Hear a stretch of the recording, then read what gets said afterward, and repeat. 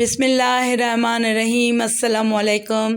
زید بن عمرو بن نفیل لوگوں سے الگ تھلگ کچھ فاصلے پر کھڑے قریش کو عید کی خوشیاں مناتے ہوئے دیکھ رہے تھے۔ انہوں نے دیکھا کہ قریش کے نوجوان بیش قیمت ریشمی عمامے باندھے اور قیمتی یمنی لباس زیب تن کیے بڑے تم تراک سے ادھر ادھر پھر رہے ہیں۔ عورتوں اور بچوں نے بھی نہایت دیدہ زیب لباس پہنا ہوا ہے۔ انہوں نے یہ منظر بھی دیکھا کہ کچھ لوگ جانوروں کو نہلا دھلا کر بتوں کے حضور ذبح کرنے کے لیے لے جا رہے ہیں۔ وہ یہ حیران کن منظر دیکھ کر کعبے کی دیوار کے ساتھ ٹیک لگا کر فرمانے لگے، اے خاندان قریش، ایک بکری جسے اللہ تعالیٰ نے پیدا کیا، آسمان سے اس کے لیے بارش نازل کی، جس کا پانی پی کر وہ سیراب ہوئی، زمین میں سے اس کے لیے گھاس اگائی جسے کھا کر اس نے اپنا پیٹ بھرا، پھر تم اس بکری کو غیر اللہ کے نام پر ذبح کرتے ہو۔ میرے خیال میں یہ بہت بڑی جہالت کی بات ہے۔ یہ الفاظ سنتے ہی ان کے چچا حضرت عمر بن خطاب رضی اللہ تعالیٰ عنہ کے والد خطاب غصے سے بھر اٹھے۔ آؤ دیکھا نہ تھا ان کے چہرے پر ایک زناٹے دار تھپڑ رسید کر دیا اور پھر کہا، تو تباہ ہو جائے، ہم کتنی دیر سے تیری یہ فضول باتیں سن رہے ہیں، لیکن اب صبر کا پیمانہ لبریز ہو چکا ہے۔ اور ساتھ ہی اپنی قوم کے چند سربراہوں کو برانگیختہ کیا۔ انہوں نے حضرت زید پر حملہ کر دیا اور اس قدر تکلیف پہنچائی کہ انہیں مکہ معظمہ سے نکل جانے پر مجبور کر دیا۔ انہوں نے حرا پہاڑ کے دامن میں جا کر پناہ لی۔ خطاب نے چند نوجوانوں کو اس کام کے لیے تیار کیا کہ زید رضی اللہ تعالیٰ عنہ دوبارہ مکے میں داخل نہ ہو سکے، لیکن یہ چوری چھپے کبھی کبھار مکہ معظمہ میں آ جاتے۔ ایک روز قریش سے آنکھ بچا کر حضرت زید رضی اللہ تعالیٰ عنہ مکہ معظمہ میں داخل ہوئے اور وہاں ان کی ملاقات برقہ بن نوفل، عبداللہ بن حجش، عثمان بن حارث اور حضور صلی اللہ علیہ وسلم کی پھوپھی امیہ بنت عبد المطلب سے ہوئی، اور یہ لوگ آپس میں اس قسم کی باتیں کر رہے تھے کہ موجودہ دور میں قریش گمراہی کے اتھاہ سمندر میں غرق ہو چکے ہیں۔ ان کی گفتگو سن کر حضرت زید رضی اللہ تعالیٰ عنہ نے کہا، بخدا آپ جانتے ہیں کہ آپ کی قوم گمراہ ہو چکی ہے، دین ابراہیم علیہ السلام سے منحرف ہو گئی ہے، کم از کم آپ تو صحیح دین اختیار کرنے والے بن جائیں، اسی میں آپ کی نجات ہے۔ ان میں سے 4 شخص یہود و نصارہ کے علماء کی تلاش میں نکل کھڑے ہوئے تاکہ دین ابراہیمی کو صحیح صورت میں حاصل کر سکیں۔ ورقہ بن نوفل نے عیسائیت قبول کر لی۔ عبداللہ بن حجش اور عثمان بن حارث کسی نتیجے پر نہ پہنچ سکے، لیکن جناب زید بن عمرو بن نفیل کی عجیب داستان ہے۔ ہم یہ دلچسپ کہانی آپ کو ان کی ہی زبانی سناتے ہیں۔ حضرت زید فرماتے ہیں، میں نے یہودیت اور نصرانیت کی تحقیق شروع کر دی، لیکن میں ان دونوں مذاہب سے مطمئن نہ ہو سکا۔ پھر میں نے دین ابراہیم علیہ السلام کی تلاش میں دنیا کا کونا کونا چھان مارا، بالآخر اسی جستجو میں ملک شام پہنچا۔ مجھے کسی نے بتایا کہ یہاں ایک راہب رہتا ہے جو بہت بڑا عالم ہے۔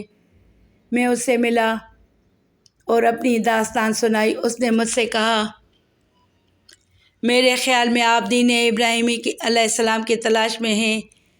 میں نے کہا، میں اسی تلاش میں ہوں۔ وہ کہنے لگا، آپ ایک ایسے دین کی تلاش میں ہیں جو اپنی اصل صورت میں کہیں بھی نہیں پایا جاتا۔ آپ اپنے شہر مکہ معظمہ تشریف لے جائیں، وہاں اللہ تعالیٰ ایک نبی مبعوث فرمائیں گے جو دین ابراہیمی کی تجدید کریں گے۔ اگر وہ آپ کو مل جائیں تو ان کا دامن تھام لینا۔ حضرت زید رضی اللہ تعالیٰ عنہ نبی اکرم صلی اللہ علیہ وسلم کی تلاش میں اسی وقت مکہ معظمہ واپس لوٹ آئے۔ حضرت زید ابھی راستے ہی میں تھے اور مکہ معظمہ نہ پہنچ پائے تھے کہ ان کو راستے میں چند بدویوں نے قتل کر دیا۔ اس طرح انہیں یہ موقع ہی نہ مل سکا کہ رسول اقدس صلی اللہ علیہ وسلم کی زیارت کا سرما اپنی آنکھوں میں ڈال سکیں۔ جب آپ زندگی کے آخری سانس لے رہے تھے، اچانک اپنی نگاہ آسمان کی طرف اٹھائی اور یہ دعا کی، الہی اگر تو نے مجھے دیدار نبی علیہ الصلوۃ والسلام جیسی نعمت سے محروم رکھا ہے تو میرے بیٹے سعید کو اس خیر و برکت سے محروم نہ رکھنا۔ اللہ تعالیٰ نے حضرت زید رضی اللہ تعالیٰ عنہ کی یہ دعا کو شرف قبولیت بخشا۔ رسول اللہ صلی اللہ علیہ وآلہ وسلم نے جب لوگوں کے سامنے اسلام کی دعوت پیش کی تو حضرت سعید بن زید رضی اللہ تعالیٰ عنہ کو یہ شرف حاصل ہوا کہ آپ ان خوش نصیبوں میں سے تھے جو پہلے مرحلے میں اللہ تعالیٰ کی وحدانیت اور نبی اکرم صلی اللہ علیہ وآلہ وسلم کی رسالت پر ایمان لائے۔ یہ کوئی اچنبھے کی بات نہ تھی، اس لیے کہ حضرت سعید رضی اللہ تعالیٰ عنہ نے ایسے گھرانے میں پرورش پائی تھی جو شروع ہی سے قریش کی جہالت اور گمراہی سے متنفر تھا، اور یہ ایک ایسے باپ کی گود میں پروان چڑھے تھے جس نے اپنی پوری زندگی حق کی تلاش میں گزار دی تھی۔ جب وہ فوت ہوئے تو اس وقت بھی حق کی تلاش میں سرگرداں تھے۔ حضرت سعید رضی اللہ تعالیٰ عنہ تنہا مسلمان نہیں ہوئے بلکہ ان کے ساتھ ان کی بیوی فاطمہ بنت خطاب یعنی حضرت عمر رضی اللہ تعالیٰ عنہ کی بہن نے بھی اسلام قبول کر لیا تھا۔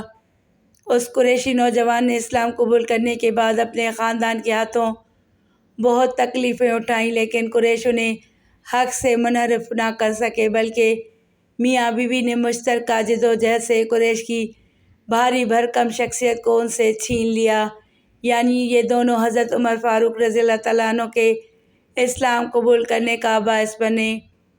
حضرت سعید رضی اللہ تعالیٰ عنہ نے خدمت اسلام کے لیے اپنی جوانی کھپا دی۔ قبول اسلام کے وقت ان کی عمر 20 سال سے زیادہ نہ تھی۔ غزوہ بدر کے علاوہ تمام معرکوں میں رسول اکرم صلی اللہ علیہ وآلہ وسلم کے ساتھ رہے۔ غزوہ بدر سے غیر حاضر ہونے کی وجہ یہ تھی کہ انہیں حضور صلی اللہ علیہ وآلہ وسلم نے ایک خاص مہم پر بھیجا تھا۔ کسریٰ کا تخت چھیننے اور کیسر کی سلطنت کو تہس نہس کرنے میں وہ مسلمانوں کے شریک کار رہے اور ہر معرکے میں کارہائے نمایاں سر انجام دیے، اور آپ رضی اللہ تعالیٰ عنہ کو فتح دمشق میں شریک ہونے کا اعزاز حاصل ہوا۔ جب باشندگان دمشق نے مسلمانوں کی اطاعت قبول کر لی تو حضرت ابو عبیدہ بن جراح رضی اللہ تعالیٰ عنہ نے آپ کو دمشق کا گورنر بنا دیا۔ آپ پہلے مسلمان ہیں جنہیں دمشق کا گورنر بننے کا اعزاز حاصل ہوا۔ بنو امیہ کے دور حکومت میں حضرت سعید بن زید رضی اللہ تعالیٰ عنہ کو ایک ایسا حادثہ پیش آیا جو بہت مدت تک باشندگان یثرب کا موضوع گفتگو بنا رہا۔ وہ واقعہ یہ تھا کہ عروہ بنت اویس نے یہ الزام عائد کیا کہ حضرت سعید بن زید رضی اللہ تعالیٰ عنہ نے اپنے اختیارات سے فائدہ اٹھاتے ہوئے میری کچھ زمین غصب کر کے اپنی زمین میں شامل کر لی، اور جہاں جاتی ہر شخص کے سامنے اس کا تذکرہ کرتی اور اپنی مظلومیت کا ڈھنڈورا پیٹتی۔ بالآخر اس نے مدینہ منورہ کے گورنر مروان بن حکم کی عدالت میں حضرت سعید بن زید رضی اللہ تعالیٰ عنہ کے خلاف دعویٰ دائر کر دیا۔ مروان نے حضرت سعید رضی اللہ تعالیٰ عنہ سے اس سلسلے میں بات کرنے کے لیے ان کے پاس ایک وفد بھیجا۔ حضرت سعید رضی اللہ تعالیٰ عنہ پر یہ بات بہت گراں گزری۔ آپ افسردگی کے عالم میں فرمانے لگے، یہ سب لوگ میرے متعلق کیا خیال کرتے ہوں گے کہ میں نے اس عورت کی زمین ہتھیا کر بہت بڑا ظلم کیا ہے۔ میں بھلا اس گھناؤنے جرم کا کیسے ارتکاب کر سکتا ہوں جبکہ میں نے رسول اکرم صلی اللہ علیہ وآلہ وسلم کا یہ ارشاد سنا ہے، جس نے کسی کی ایک بالشت زمین بھی ناجائز طور سے اپنے قبضے میں لی، قیامت کے دن 7 زمینوں کا طوق اس کے گلے میں ڈالا جائے گا۔ اس کے بعد دربار الہی میں عرض پرداز ہوئے، الہی تو جانتا ہے کہ میں بے گناہ ہوں، میں نے اس عورت پر کوئی ظلم نہیں کیا۔ الہی تو جانتا ہے کہ وہ جھوٹی ہے، اور اسے اس کے جھوٹ کی یہ سزا دے کہ اندھا کر کے اس کنویں میں گرا، جس سے لوگوں کے سامنے یہ بات واضح ہو جائے کہ میں نے اس عورت پر کوئی ظلم نہیں کیا ہے۔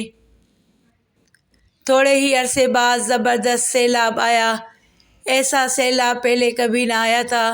اس سیلاب سے وہ حد بندی واضح ہو گئی جو دونوں کے درمیان باعث نزاع تھی۔ مسلمانوں پر یہ بات واضح ہو گئی کہ حضرت سعید رضی اللہ تعالیٰ عنہ سچے ہیں۔ اس کے 1 ماہ بعد وہ عورت اندھی ہو گئی۔ ایک دن وہ اپنی زمین میں چل پھر رہی تھی کہ اچانک کنویں میں گر کر ہلاک ہو گئی۔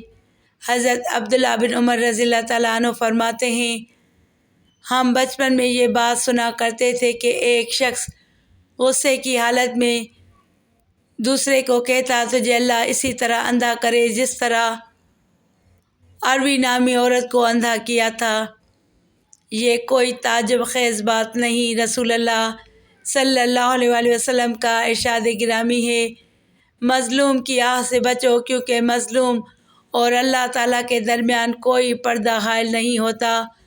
بھلا ایسا کیوں نہ ہوتا جبکہ مظلوم حضرت سعید بن زید رضی اللہ تعالیٰ عنہ جیسی وہ عظیم شخصیت تھی جو کہ ان خوش نصیب 10 صحابہ رضی اللہ تعالیٰ عنہ میں سے ہیں جنہیں زندگی میں ہی جنت کی بشارت دے دی گئی تھی۔ اللہ تعالیٰ کی ان پر بے شمار رحمتیں نازل ہوں، آمین یا رب العالمین۔